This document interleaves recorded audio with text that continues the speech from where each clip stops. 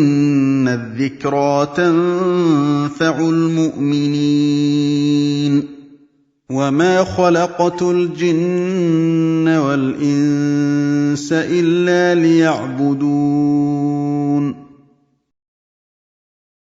Personne ne connaît l'heure. Tous les gens là qui vous disent oui, on fait des calculs mathématiques avec les signes des hadiths, après tant d'années exactement, l'heure elle va arriver à tel jour. C'est des menteurs, ça n'existe pas.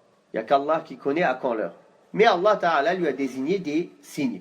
C'est pour ça le menteur là, Imran Hussein, le charlatan, qui dit que oui, Ya'juj et Ma'juj ils sont déjà sortis. Hein, il a même dit c'était qui. Il a dit c'est une race, c'est les juifs ashkénazes. Il dit que le souffle dans la trompe, le premier souffle, il a déjà été fait. Allahu Akbar. Hein, le premier souffle, il a déjà été fait. Tout ça, il le dit dans des cours à lui.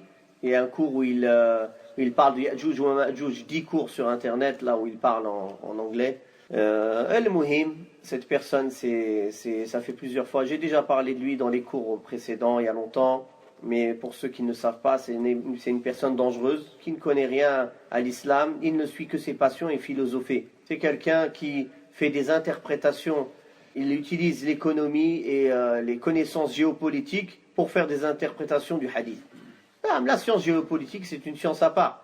Quelqu'un qui étudie les peuples, les différents mouvements géopolitiques, qui fait des prévisions. Vu comment les choses se passent, il est possible que dans 2 ans, il y ait une guerre dans tel endroit ou tel endroit. Ça, c'est possible. Ça, c'est connaître la stratégie. Ça, il n'y a pas de mal en cela. Mais aller faire dire au Coran et à la Sunna ce que le Coran et la Sunna n'ont pas dit, ça, c'est assez grave. Ça, c'est mentir sur Allah subhanahu wa ta'ala.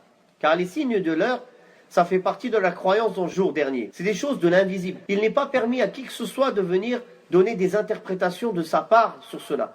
On ne dit que ce qu'Allah Ta'ala a révélé, ce que le prophète sallallahu alayhi wa sallam nous a transmis de la révélation, alayhi salatu wassalam. On n'a pas le droit de venir nous-mêmes affirmer des choses ou vouloir absolument dire que tel signe, c'est une chose que, par exemple, telle chose qui se passe dans le monde actuellement, c'est obligatoirement tel signe. C'est aux savants de l'islam, de la sunna, qui désignent cela. Non. Et d'ailleurs, les gens se préoccupent tous de l'heure. À quand l'heure? Mais ils ont oublié que quand la mort leur arrive, leur heure, elle est arrivée. Alors, tu les vois tous occupés avec les grands signes de la fin des temps. Attention, alors là, c'est la catastrophe, c'est le signe de la fin des temps. Mais il a oublié que dans une seconde, il peut mourir, il peut partir. Pour lui, c'est la fin des temps. Ça y est. Alors, ne vous faites pas tromper par cela.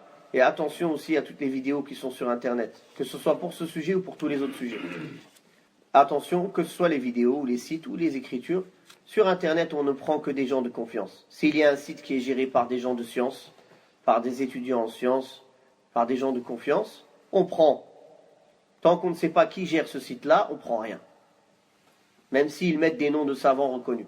On ne sait pas. Ils mentent sur eux, ils coupent une partie. Ils peuvent faire ce qu'ils veulent, les gens. Ils peuvent le traduire comme ils veulent. Donc c'est comme là, c'est une science que tu prends. Comme le fait d'aller s'asseoir devant quelqu'un, prendre des cours, ou prendre la science de quelqu'un. Tu fais attention, tu questionnes qui est cette personne, où il a étudié, est-ce qu'il a le niveau d'enseigner, on connaît. Tu cherches à savoir qui c'est avant de t'asseoir devant lui. Comment ça se fait que sur Internet, les gens ne sont pas comme ça? Ils vont n'importe quelle information, ils l'avalent. Non. Comme a dit Ibn Sirin, cette science, c'est une religion. Regardez donc bien de qui vous prenez votre religion. Non. Donc si le prophète sallallahu alayhi wa sallam, qui est le meilleur des hommes, n'en a pas la connaissance, personne en dehors de lui ne peut en avoir la connaissance. Sinon, il prétendrait qu'il est meilleur que le prophète sallallahu alayhi wa sallam. Ce qui en soi, c'est du kufr. Celui qui dit ça, c'est un kafir. وقل رب زدني علما